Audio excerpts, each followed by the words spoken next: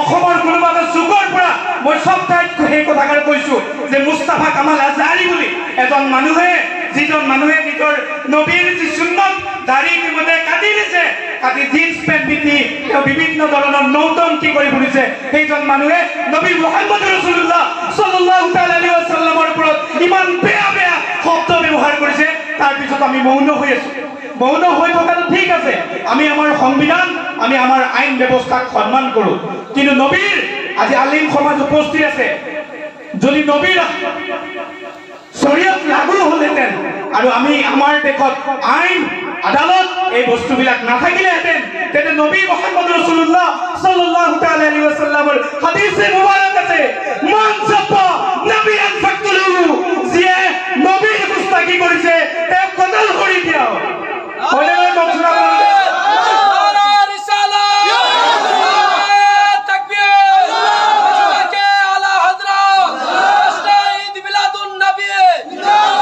মই উম্মি মানুহ হিচাপে এইখিনি কথা জানিছো, সেইকাৰণে আপোনালোকক কৈছো। আৰু এটা বাক্য আৰু এটা কথা মই কম, আজি ছচিয়েল মিডিয়াত দেখিছো যে জশ্নে ঈদ মিলাদুন নবী সাল্লাল্লাহু তাআলা আলাইহি ওয়াসাল্লামৰ লগত সংগতি ৰাখি যি জুলুছে মুহাম্মদী সাল্লাল্লাহু তাআলা আলাইহি ওয়াসাল্লাম আয়োজন কৰা হৈছে, তাত বহুতে সমালোচনা কৰিছে যে এয়া ইছলামৰ পৰিপন্থী।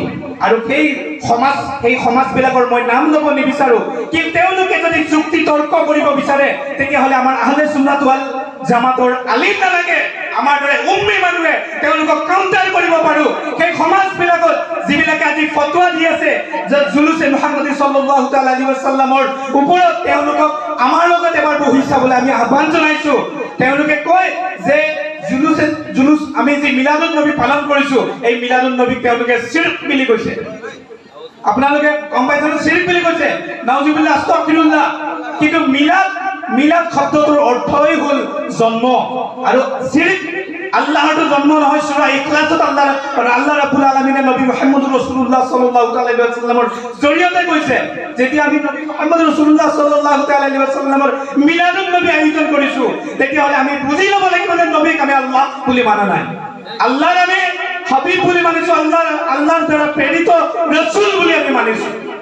গতিকে এই যিকেইখন সমাজ আছে যি আজি নবী মুহাম্মদ ৰাসূলুল্লাহ সাল্লাল্লাহু তাআলা আলাইহি ওয়াসাল্লামৰ মিলাদুন নবী জুলুছৰ ওপৰত তেওঁলোকে বিভিন্ন ধৰণৰ কথা কৈ আছে, তেওঁলোকক উত্তৰ দিবলৈকে আমাৰ আলিম সমাজ আহিব নালাগে। তেওঁলোকে আমাৰ নিচিনা উম্মি মানুহৰ লগত এবাৰ বহি চালে হ'ল, আমি তেওঁলোকক গোটেই বস্তু ধুনীয়াকৈ ইয়াদ কৰাই দিম।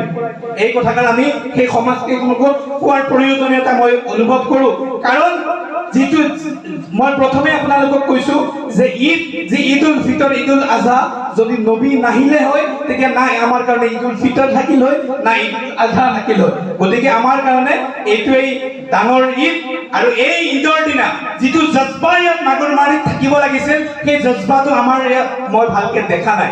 আপোনালোক আহিছে, আপোনালোকৰ ওচৰত কৃতজ্ঞ, সকলো আহিছে, কিন্তু জজ্বা বোলা বস্তু যিটো থাকে ধৰ্মক লৈ, সেই বস্তুখিনি আমাৰ মাজত থাকিব লাগিব। সেইখিনি বস্তুৰে যেতিয়া আমি আহিম, আমি নিজৰ মনত নবীৰ কাৰণে নিজৰ প্ৰাণ দিবৰ কাৰণে সাজু হ'ম শেষ মুহূৰ্তলৈকে, তেতিয়াৰ আজি যি অত্যাচাৰ হৈ আছে, অন্যায় হৈ আছে, সেইবিলাক বস্তুৰ আমি কাউণ্টাৰ কৰিব পাৰিম। এই কথাখিনি আপোনালোকক ক'লো। যদি মোৰ কথা প্ৰসংগত ক'ৰবাত কিবা ভুল ত্ৰুটি হৈছে তেতিয়াহ'লে আপোনালোকে মোক মাৰ্জনা বিচাৰিব।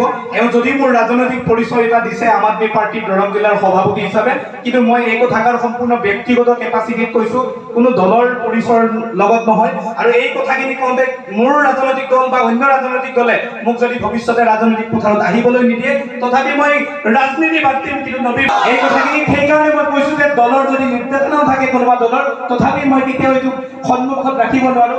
নবীৰ মহব্বতটো আগত, গতিকে নবীৰ মহব্বতৰ কাৰণে যিমানখিনি কৰিব লগা আছে সিমানখিনি কৰি যাম। আপোনালোক সকলোৱে ইয়াত শুনিবলৈকে আহিছে, আমাৰ ইতিমধ্যে আমন্ত্ৰিত মুখ্য